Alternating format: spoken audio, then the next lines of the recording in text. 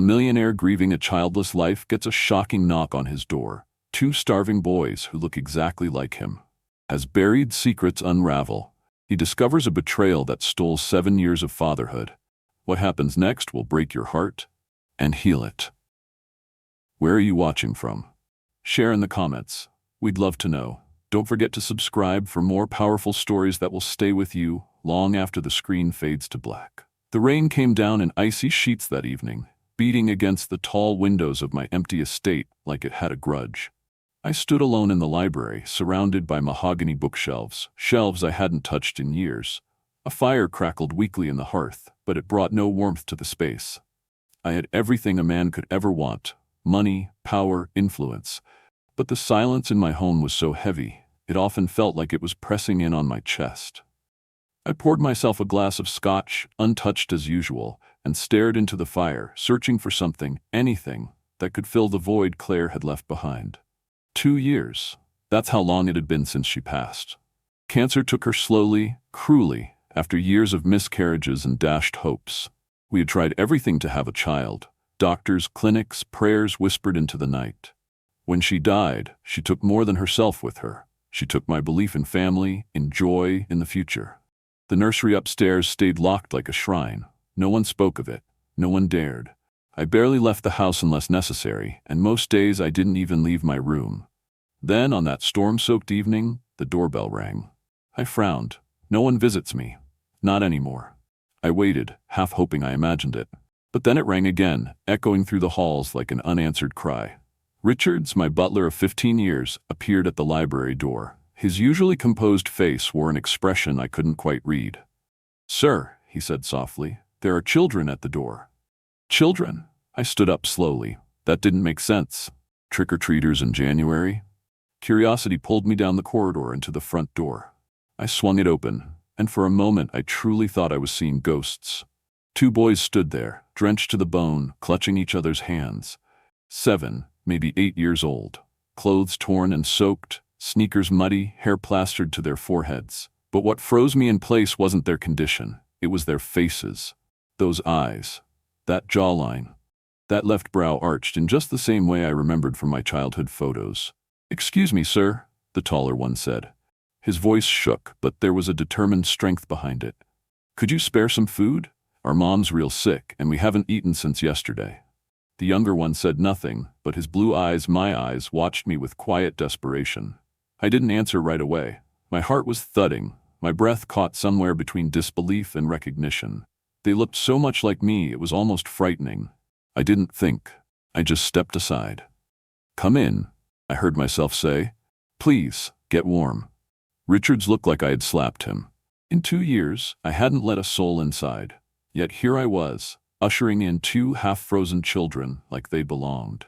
As the boys stepped cautiously into the grand foyer, I noticed how out of place they seemed among the polished marble floors and the chandeliers. They were so small, fragile. Their footsteps echoed in a house that had forgotten the sound of laughter. "Richards," I said, still staring at the boys, "have Mrs. Paxton prepare something hot, whatever we've got, and make it quick." The twins sat stiffly on the velvet sofa in the sitting room, side by side, eyes darting around the room. "Your house is really big," the taller one said after a moment. "It feels too big most days," I replied. The words left my mouth before I even realized how honest they were. "What's your name?" I asked. "Lucas."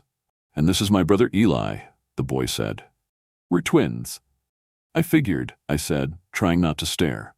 "My name's Thomas," I told them. "Thomas Granger."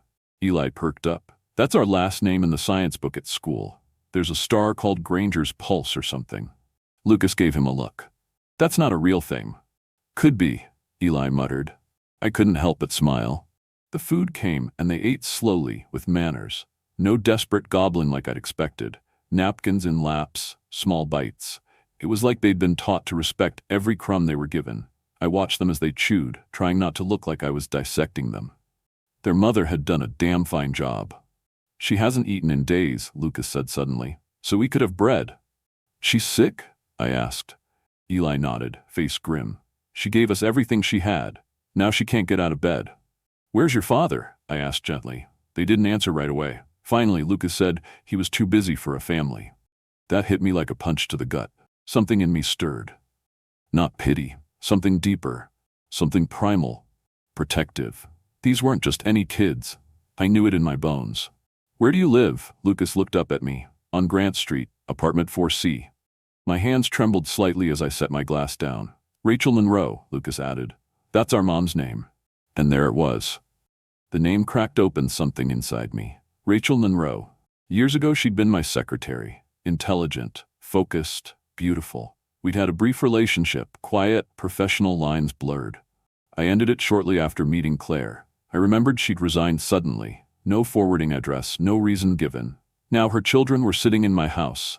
I excused myself, heart racing, and went to the back office. I dug through a locked cabinet, rummaging through old employee files. It took a while, but I found hers.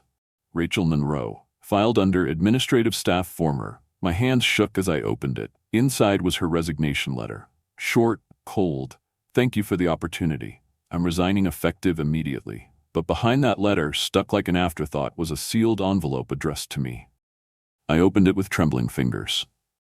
"Thomas, by the time you read this, I'll be gone. I tried to tell you in person, but your schedule was impossible. Now I understand why. I saw the photos in the paper, your engagement to Claire. I'm pregnant. I thought I could end the pregnancy, but I can't. I'll raise this child alone. I won't ask anything of you. Please don't contact me. I won't interfere in your life. If someday you want to know your child, that door will be open. Rachel." The room spun. 7 years. 7 years of silence. 7 years I might have had sons and didn't even know. I leaned back in my chair, the letter shaking in my hand. That's when I realized something far worse. I never got this letter. It had been filed away like it was nothing. But I knew who handled all my personal correspondence back then. Harold Bishop, my lawyer, my confidant, and apparently the man who had decided I didn't deserve to know I was going to be a father. I stood slowly, clutching the letter, fury boiling beneath my ribs. Back in the sitting room, Lucas and Eli were finishing their dessert, their faces lit up by the warmth of the fire. 2 boys I had never met, but felt like I'd known all my life. I didn't know what tomorrow would bring. But one thing was now certain: they were mine. And I wasn't letting them go. Not again, not ever. That night, sleep didn't come. Not even close. The house, usually a cold tomb of silence, suddenly throbbed with a strange new life. I paced the halls, the boys' laughter still echoing faintly in the back of my mind. Upstairs, Lucas and Eli were fast asleep in the guest room. Mrs. Paxton had prepared it quickly, adding thick quilts and hot water bottles. But I couldn't rest. My thoughts swirled like the storm outside. I returned to my office, the letter from Rachel clenched in my hand. Pregnant. She had been pregnant, and she'd tried to tell me. But someone had made sure that message never reached me. And I knew exactly who. I turned to the filing cabinet again and pulled out a slim leather-bound ledger. It contained internal memos and security reports from 7 years ago. I flipped through them, looking for one name: Harold Bishop. Back then, Harold was more than just my lawyer. He was the firewall between me and the world, especially when Claire came into the picture. He always claimed to protect my time, to keep unnecessary distractions out of my path. He had access to all sensitive correspondence, especially after Rachel left. And now it made perfect, terrifying sense. Rachel must have handed the letter to someone at the office, maybe even Harold directly. Maybe she trusted him. Maybe she never knew I never saw it. Or maybe she did. Maybe she thought I had read it and chosen silence. The guilt hit me like a sledgehammer. All this time I thought I'd been the victim of fate, of loss, of grief. But the truth? I was the missing piece in 2 boys' lives. Boys who had grown up thinking their father didn't want them. I stared out the rain-smeared window, my reflection a ghost in the glass. I didn't recognize the man looking back. He looked haunted, hollow. I sat at my desk and powered up the old desktop computer. It took a moment to boot. I opened my secure HR archive and pulled up Rachel Monroe's employment record. Everything checked out: strong performance reviews, glowing recommendations. She was efficient, loyal, discreet. Her resignation came suddenly, about 2 weeks after I met Claire. The timeline aligned, too perfectly. I scrolled to the bottom of the file and saw it, a red flag entry. Letter received, reviewed by HB, archived per discretion. HB, Harold Bishop. No note was made of the letter's contents, no copy scanned, just a cold administrative footnote burying the truth. I leaned back and closed my eyes. I could feel the heat rising in my chest. Rage, betrayal, regret, all tangled into one burning knot. Harold hadn't just overstepped. He had dismantled my entire future. He had robbed me of my children. And worse, he had turned Rachel into a ghost, erased her presence from my life like she was a footnote. And now I was staring at her sons, their tiny faces pressed into the pillows of my guest bed, wondering how much of their pain I could have prevented if I had just known. I glanced at the clock. 3:17 a.m. Screw waiting. I picked up my phone and dialed Harold's private number. He answered on the third ring, groggy but still polished. "Thomas? We need to talk," I said. My voice came out colder than I intended, or maybe just as cold as I felt. "Is everything all right?" "No," I said. "But it will be. Tomorrow, my house, 9 a.m. He hesitated. "Is this about the—" "It's about the fact that you lied to me," I said flatly, "and something you buried 7 years ago." Silence. "I'll be there," he said finally, and hung up. I sat there for a while longer, my hands clenched around the edge of the desk. My mind kept flashing back to that letter, to Rachel's final lines. "If someday you want to know your child, that door will remain open." Even after all that, she'd left the door open. I had walked through it without even knowing. The next morning, I was up before the sun. I made coffee. Real coffee. Not the instant kind Richards usually made for me on autopilot. I was in the kitchen when Mrs. Paxton walked in, startled. "You're early," she said cautiously. "I needed something to do," I muttered. "The boys, how'd they sleep?"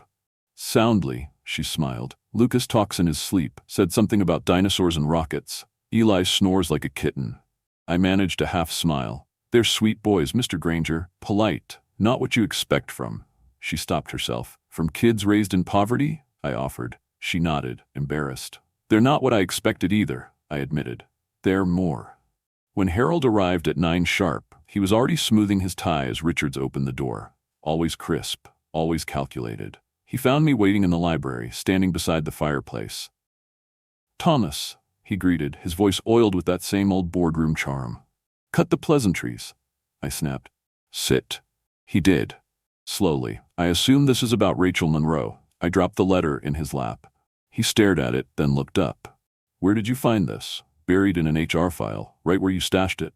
He didn't speak. "You knew," I said, voice steady. "You knew she was pregnant. You read that letter, and you chose not to tell me." Harold's mask didn't crack, but his eyes betrayed a flicker of something. "Guilt? No. Just calculation." "I made a decision," he said calmly. "At the time it was the right one. For whom? For you, for the company, for your future."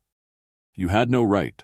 "I had every right," he interrupted. "Claire had just entered your life. You were rebuilding your image, your brand. A scandal involving a secretary would have set you back a decade."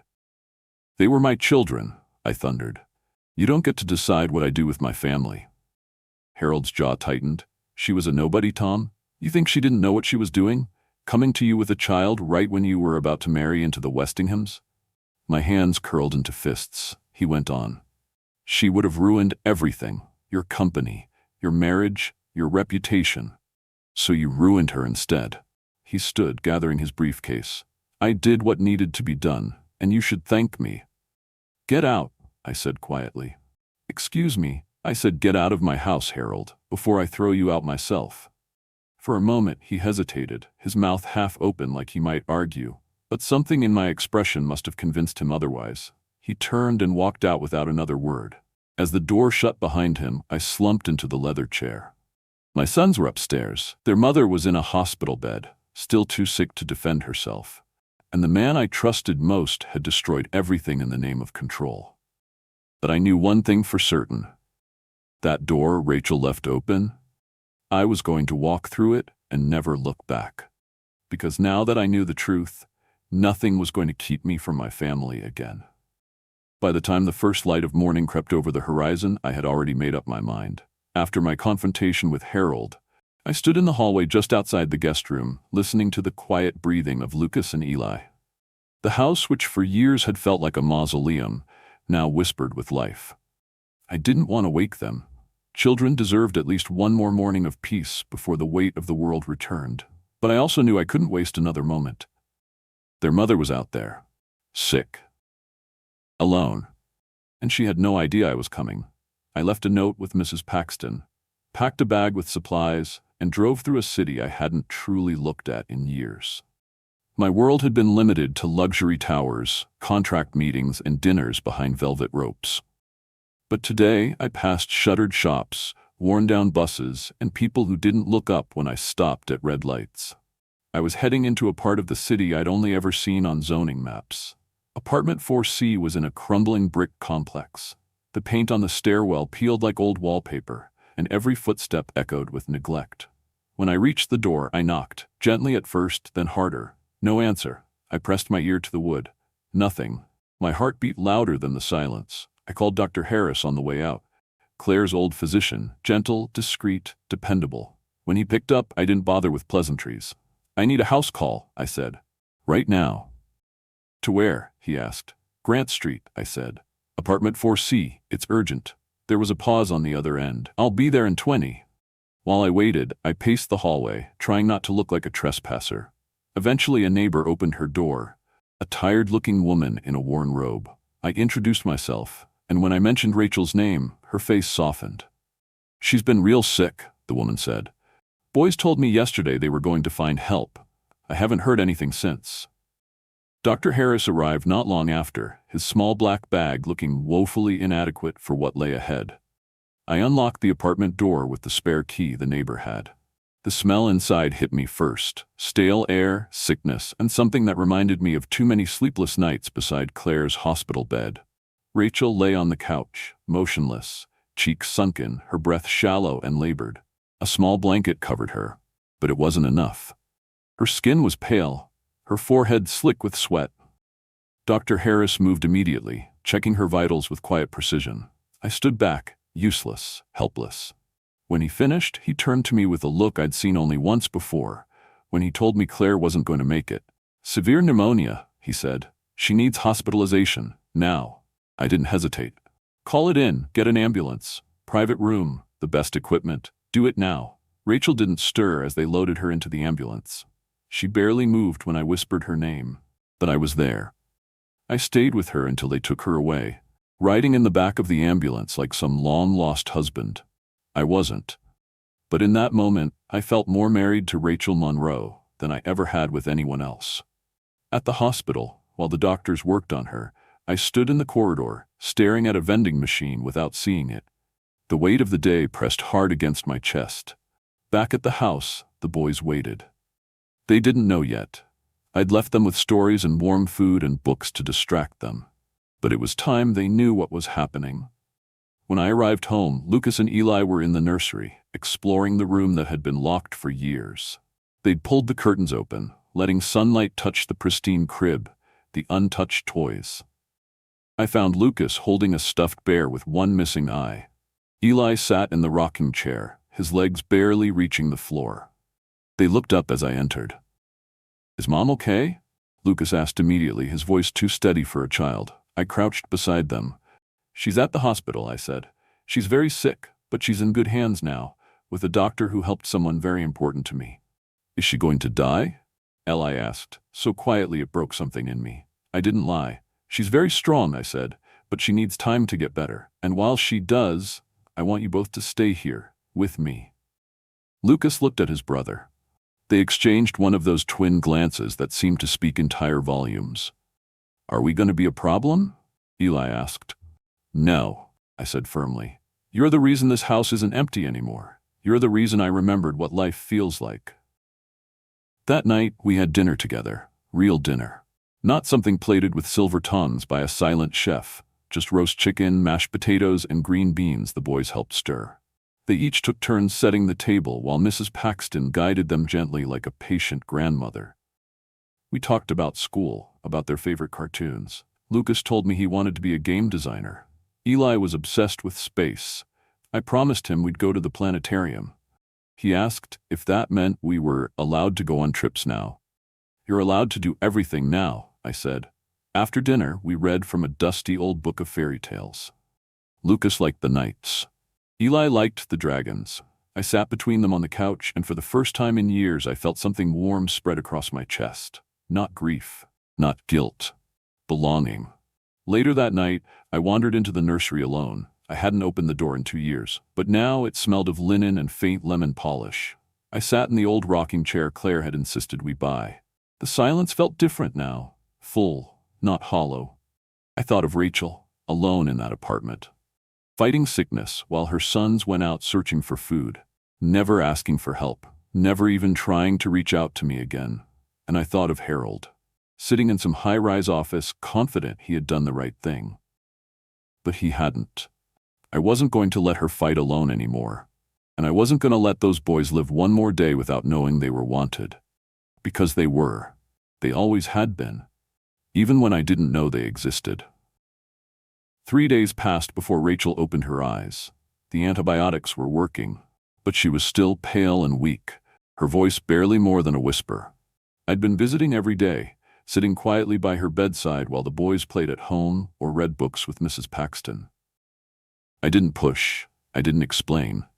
I just sat with her, watching her chest rise and fall, trying to make peace with the time we'd lost. On the 4th morning, I walked into her hospital room with a small paper bag of her favorite tea, jasmine and mint. I remembered that. She used to brew it in the break room on long days, always with a book tucked under her arm. She was awake when I entered. Her eyes, sharp despite the fatigue, landed on me like a hawk. "You," she said. It wasn't a greeting. It was an accusation.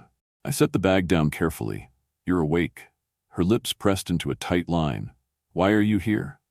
"Because your sons came to my door asking for food, and when I saw them, I knew." Rachel pushed herself up on the pillows, wincing from the effort. "You knew what?" I took a breath. "That they were mine."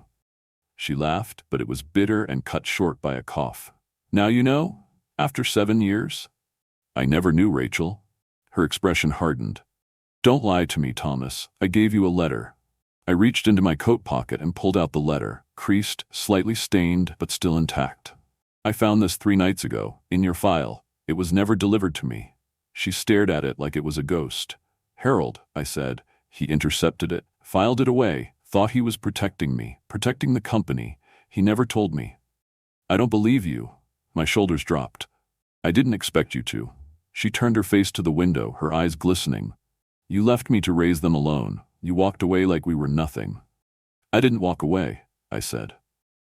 "I didn't even know I was walking from something. If I'd read that letter, if I'd known, you think I would have ignored you? Ignored them?" She said nothing, just stared out at the city skyline beyond the glass. I moved to the foot of the bed and lowered my voice. "Rachel, you have every right to be angry. I would be too. But Harold made that decision, not me. I can't change what happened, but I can be here now." Her fingers gripped the blanket. "They don't know," she whispered, "about you, about what happened." "They suspect," I said softly. "Lucas watches me like he's solving a puzzle. Eli asks questions but never finishes them." Her voice shook. "I told them you were too busy for a family. I didn't want them to feel unwanted." I sat down. "They've never been unwanted, not for 1 second." She finally looked at me, really looked. "I gave everything I had to those boys," she said. "I worked 3 jobs. We went nights without heat. I pawned my grandmother's earrings to pay for their school uniforms. And you were in your mansion with your perfect wife and your perfect life." "My life wasn't perfect," I said. "Claire and I tried to have children. We lost 3. I buried her 2 years ago." Rachel blinked, stunned by the revelation. "I'm sorry," she said quietly, but the edge hadn't left her voice. "Doesn't change what happened." "No," I agreed.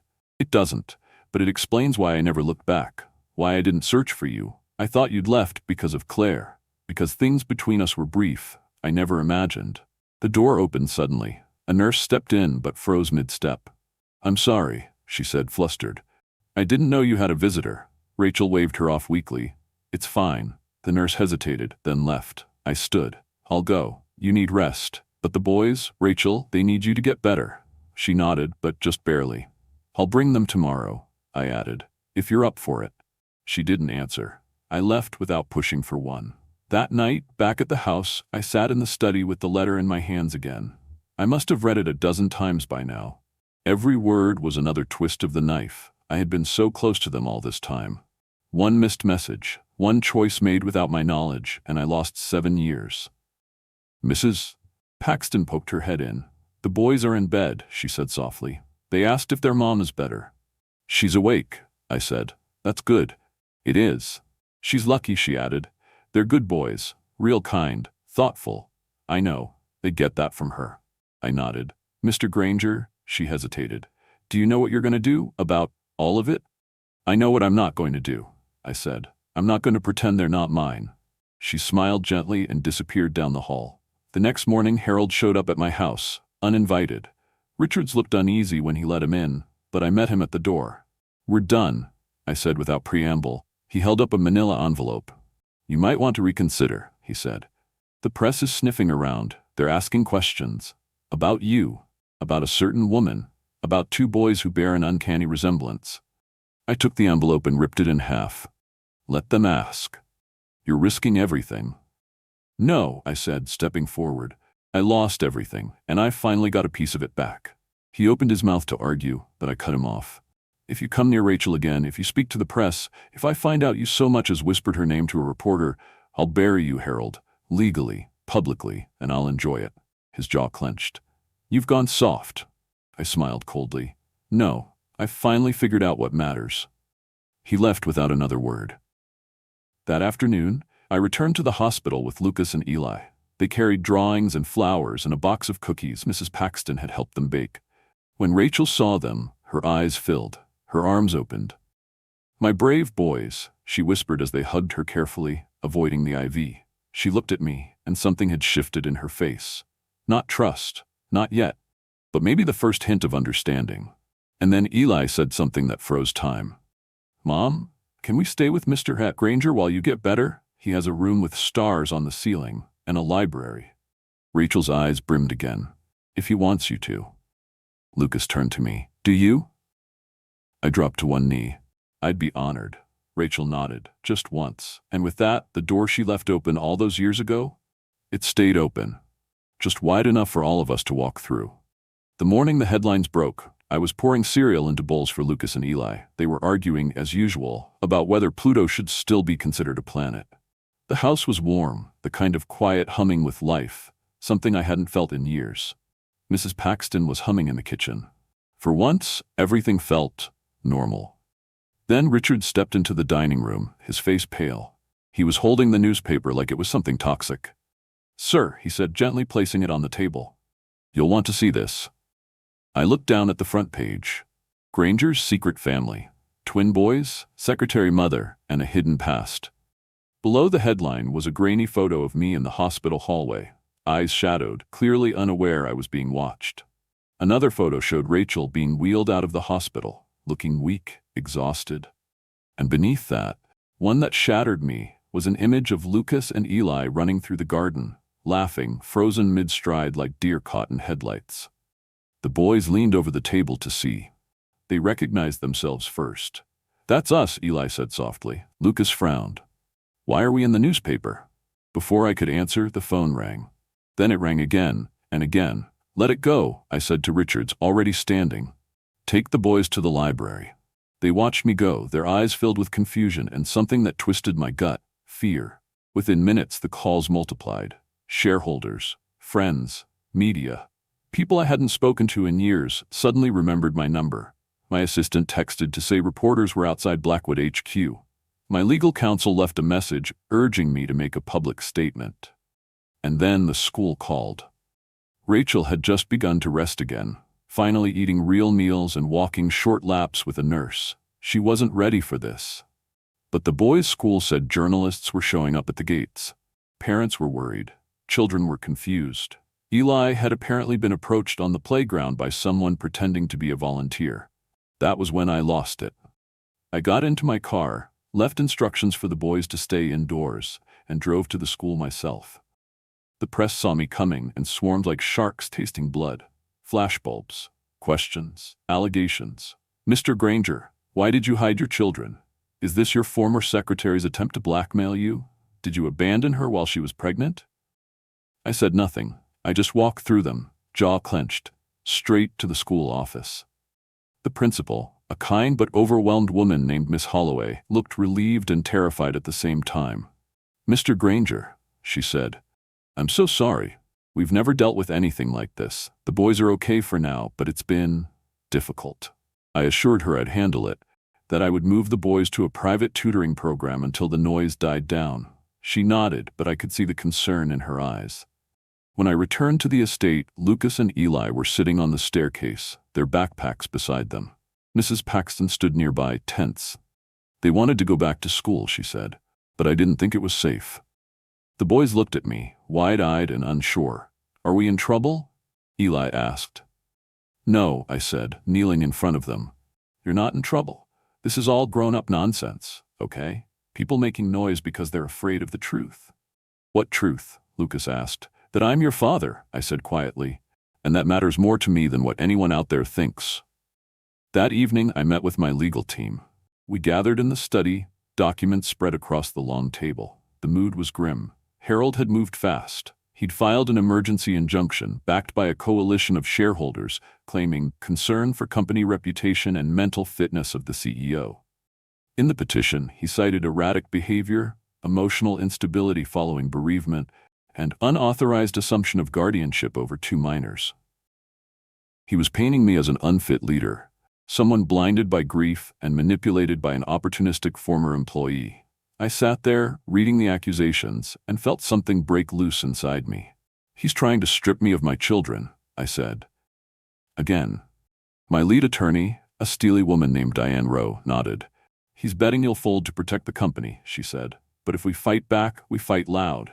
Publicly. It will be messy. Rachel overheard part of the meeting from the hallway. She waited until the others left and stepped into the room slowly. Her face was pale, but there was a fire in her eyes that hadn't been there in weeks. This is because of me, she said. He's doing this to hurt you and to punish me. I stood. He's doing this because he's desperate. He built a life out of lies and control, and now it's falling apart. Rachel crossed her arms. But what if he wins? What if they take the boys from us? They won't, I said, walking over to her. I won't let that happen. She looked at me for a long time. Then her expression changed. Thomas, maybe I should go. No. It would take the pressure off you. No, I said again more firmly. I let you go once. Because of him, I'm not doing it again. Her voice cracked. But the boys need us both, I said. Not just in the background, not hiding. They need to see that we're fighting for them. Together. Upstairs, I found Lucas and Eli sitting at the window seat in their room, whispering. They fell quiet when I entered. Dad? Lucas said. It was the first time he'd said it without hesitation. My chest tightened. Yeah? People are saying stuff, Eli added. Mean stuff, about Mom, about you. I know. Are they going to make us leave? Lucas asked. No, I said, sitting between them. They're trying to scare us, but we're a family now, and families don't run. They nodded slowly. Eli leaned into my side. Lucas rested his head on my shoulder. That night, after they went to sleep, I walked back into the nursery and sat in the rocking chair. The same one Claire had chosen. I looked around the room that had once been a memorial to dreams that never came true. Now it was filled with life, with color, with memories we were finally making. And I knew one thing. Harold could file all the papers he wanted. But I was ready to go to war. Not for my company, not for my name, for my sons, because I had already lost them once, and I was never going to lose them again. They were gone. I stood in the boys' bedroom, heart pounding, disbelief crawling up my spine like a winter chill. The bed covers were thrown back, the window slightly ajar. On the pillow sat a folded piece of lined paper with Mr. Granger scrawled in small, careful handwriting. I opened it with shaking fingers. We don't want to be a problem. You've already done so much. We're going home. Please don't worry. Love, Lucas and Eli. My knees nearly buckled. Richards, I shouted, my voice bouncing off the hallways like thunder. They're not in their room. Check the grounds, every inch, now. Within minutes, the entire household was mobilized. Richards barked orders, Mrs. Paxton ran to alert security, and I was already in my car. Rachel appeared in the doorway, still pale but stronger now, her eyes wide with panic. What's happening? They're gone, I said hoarsely. They think they're protecting us. They think all this, Harold, the press, the lawyers, is their fault. Rachel's hand flew to her mouth. Oh God. We'll find them, I promised. We'll find them. We started with the apartment on Grant Street, the place where their lives had been held together with love and duct tape. But it was empty, dark, cold, abandoned now, except for the thin dust that had already begun to settle. Their belongings were still at the estate. They hadn't come for clothes. They hadn't come for food, which meant they had gone somewhere meaningful, somewhere they believed they were safe. Rachel stood in the middle of the old living room, spinning slowly as if hoping the walls would offer a clue. Then her eyes widened. "The cemetery," she whispered. "My mother. When they're upset, they always go there. They talk to her." I didn't hesitate. We were back in the car in seconds, tires screeching as I peeled away from the curb. Rain had begun to fall again, soft but steady, turning the streets slick. The cemetery wasn't far, but every red light felt like a punishment. When we pulled up to the wrought iron gates, I leapt out before the engine stopped. I scanned the headstones, my chest rising and falling with a desperation I hadn't felt since Claire's last breath. Then I saw them. Two small shapes, huddled together beneath an old cedar tree, backs pressed to a gravestone worn by time. Lucas had his arm around Eli, who was asleep against his shoulder. A soaked blanket was draped around them, one I recognized from our hallway closet. Rachel cried out and rushed forward, collapsing to her knees beside them. Lucas jolted awake. "Mom?" I dropped beside them and pulled them into my arms, gripping them so tightly I was afraid I might crush them. "What were you thinking?" I choked. "You scared the hell out of us." "We didn't want you to lose your company," Lucas whispered. "Everyone's fighting because of us." "We heard them talking," Eli added, rubbing his eyes. "We didn't mean to make things worse." Rachel pressed kisses into their damp hair, tears mixing with the rain. "You are not a problem," I said, voice thick. "You are the reason we fight. For you, not because of you." Another voice joined the moment, quiet but clear. "She's right, you know." I looked up. A woman stood nearby, holding an umbrella over her head. She was in her 30s, with warm eyes and a steady presence. She gave Rachel a small, familiar smile. "Elizabeth?" Rachel said, surprised. "Found them a couple hours ago," the woman said. "Took them to my place for dinner. Let them rest. Only just saw the news and realized the whole city's been looking." "Why didn't you call?" Elizabeth held up a hand. "I wanted to make sure you were here first, that he was here." Her gaze turned to me. She reached into her tote and pulled out a thick envelope. "I kept these," she said, "for 7 years, just in case." I took the envelope, opening it slowly. Inside were printed emails, transcripts, and, at the very bottom, a small USB drive. "Victor made her sign paperwork," Elizabeth said, turning to Rachel. "Tried to bribe her. When she refused, he threatened to fabricate misconduct, said he'd ruin her career. I overheard it. I was copying files. I recorded it." Rachel looked stunned. "I should have come forward years ago," Elizabeth added, "but she asked me not to, said she didn't want you to feel obligated, Thomas." I clutched the drive in my hand like it was a lifeline.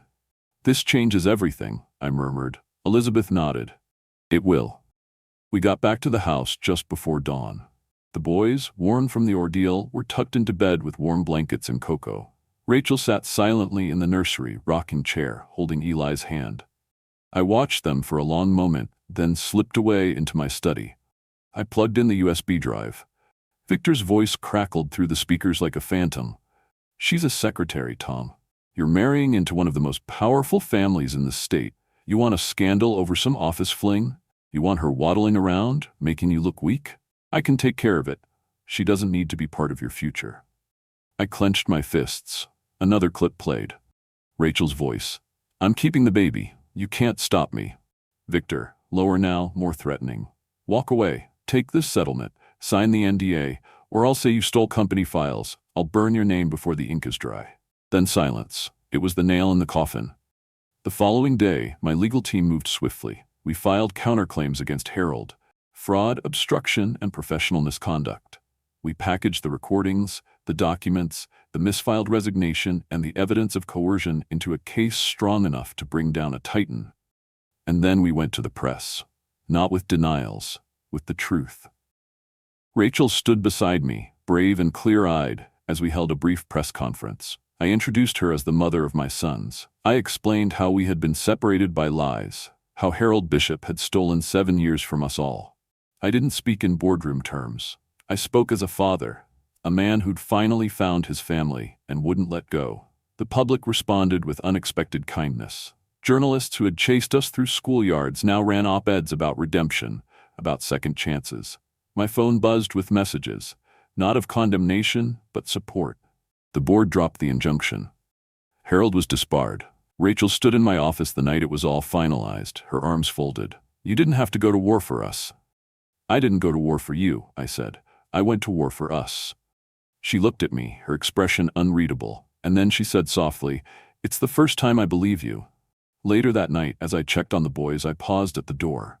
Eli mumbled in his sleep, "We're safe now." Lucas rolled over and whispered, "Yeah, Dad found us." And for the first time since they'd walked into my life, I let myself believe it.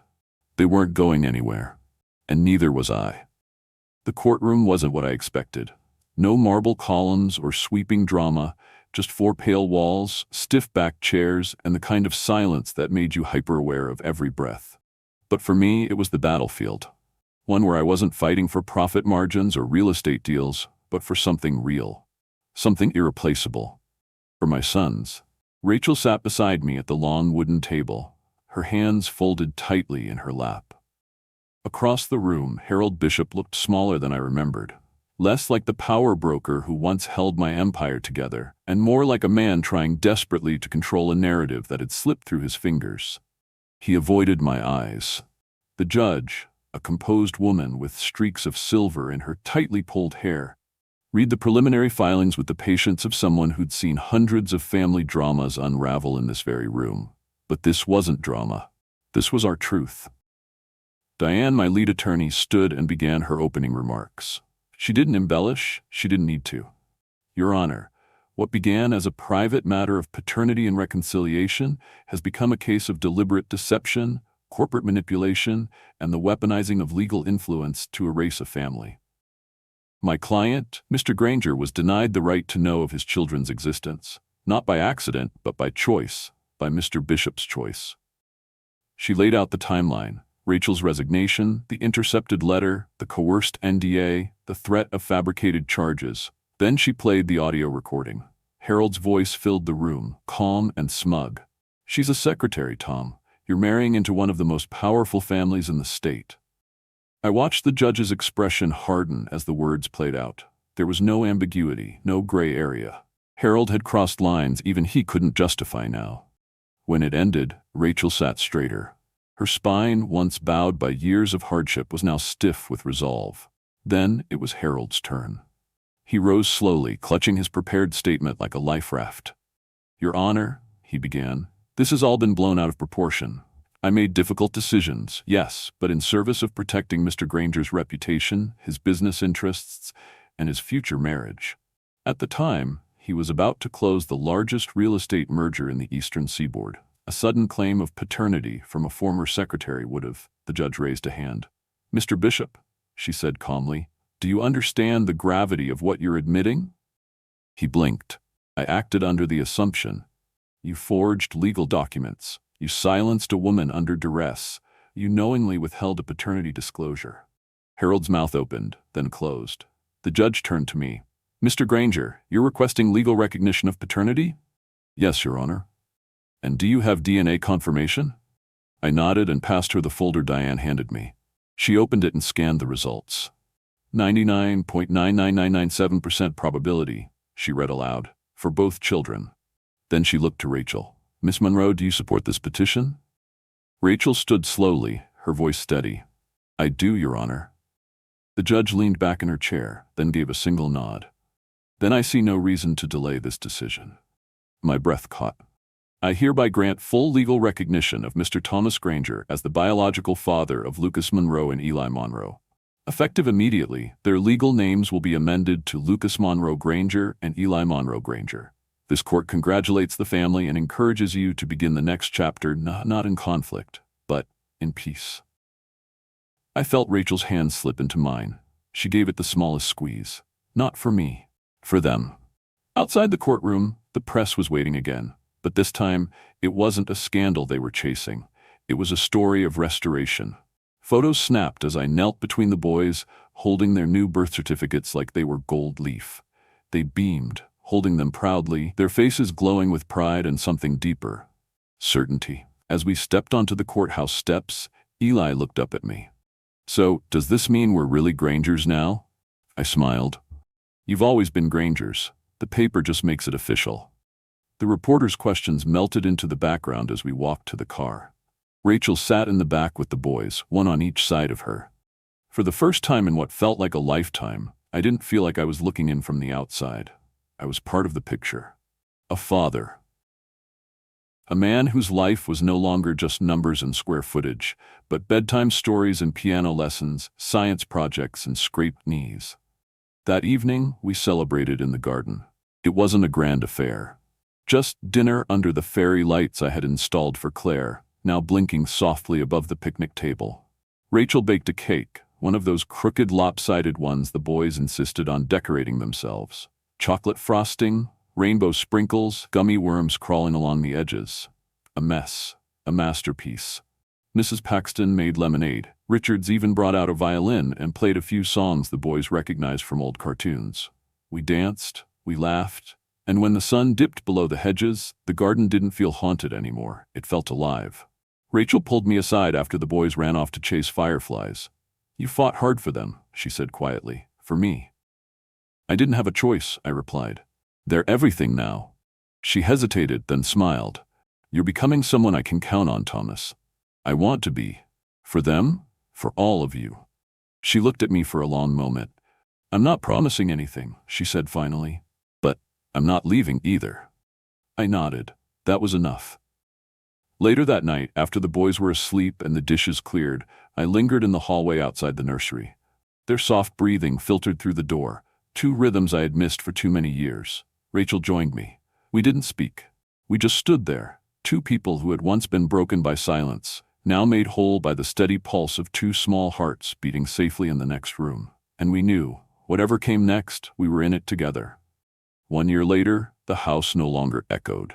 It pulsed, with life, with laughter, with footsteps running down halls once too quiet for comfort.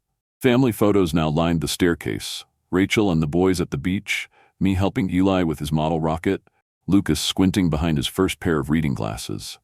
And in the kitchen, the refrigerator was plastered with school awards, finger paint masterpieces, and a monthly chore chart that was more symbolic than useful. The nursery had transformed. No longer a frozen memory of what never was, it had become a launch pad of imagination. Glow-in-the-dark stars now dotted the ceiling, thanks to Eli, who insisted he could only sleep under constellations. On the bookshelf, Rachel had added old favorites from her childhood, alongside books the boys picked out themselves.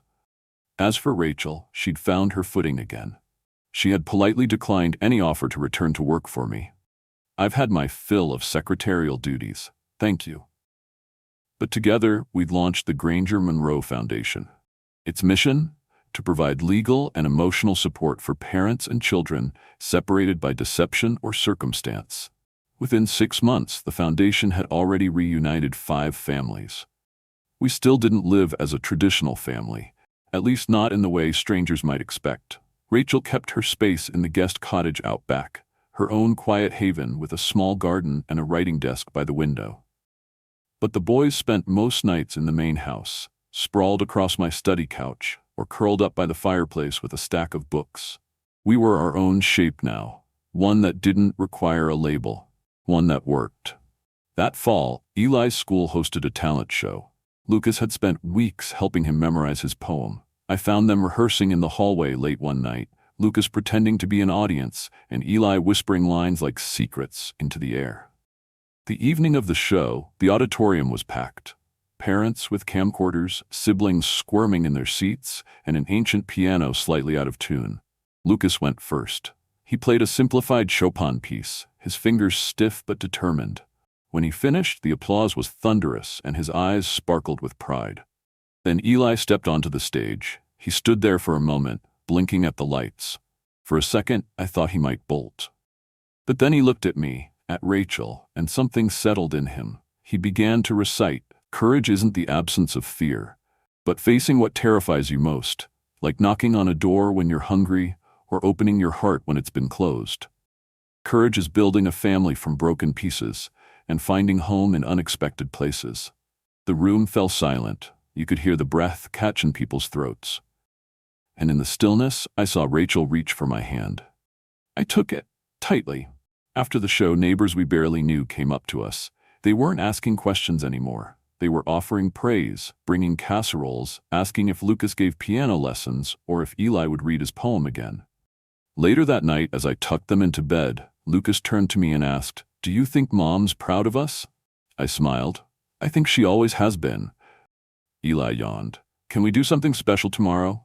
"Anything you want." He looked at Lucas, who nodded. "We want to bring flowers," Eli said. "For Mom?" I asked, confused. "No," Lucas said quietly, "for Claire." The breath caught in my chest. "You want to visit her grave?"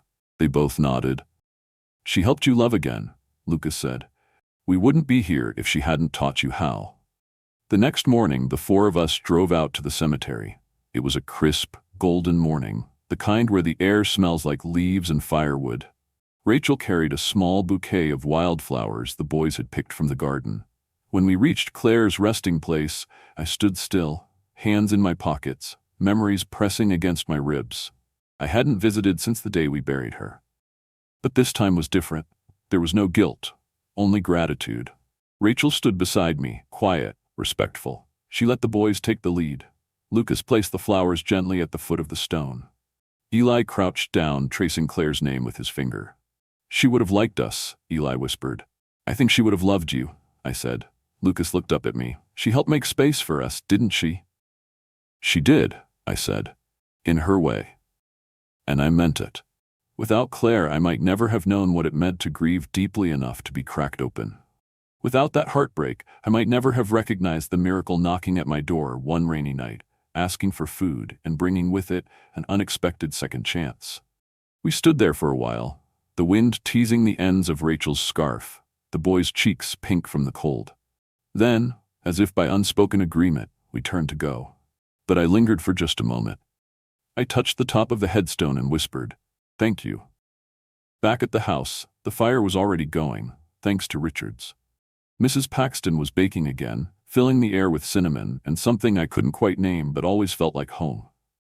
That evening, as I watched the boys fall asleep, one tucked under his favorite rocket blanket, the other clutching the worn bear that used to sit untouched in the nursery, I felt the full weight of it.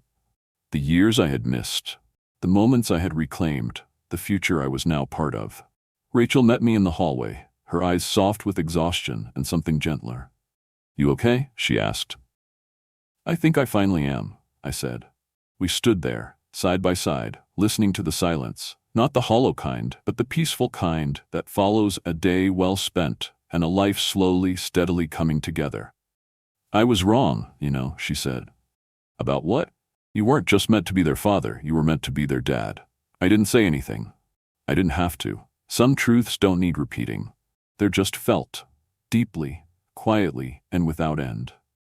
Thank you so much for staying with us through this heartfelt journey. Stories like this remind us of life's most powerful truths, that sometimes the people we're meant to love find their way back to us, even after years of silence, loss, or misunderstanding. Thomas, Rachel, Lucas, and Eli showed us that family isn't always perfect, but it is worth fighting for. This tale isn't just about reunion, it's about courage, forgiveness, and the strength it takes to build something beautiful from broken pieces. No matter where we come from, we all deserve a second chance to love and be loved. Where are you watching from today? We'd love to hear your story or reflections in the comments below. Every voice matters in this growing community. If this story moved you, please consider subscribing to our channel. We bring you powerful, emotional narratives every week, real stories that touch the heart and soul. Don't miss what comes next. Until then, stay kind, stay strong, and remember, sometimes the family we thought we lost is just one brave knock away.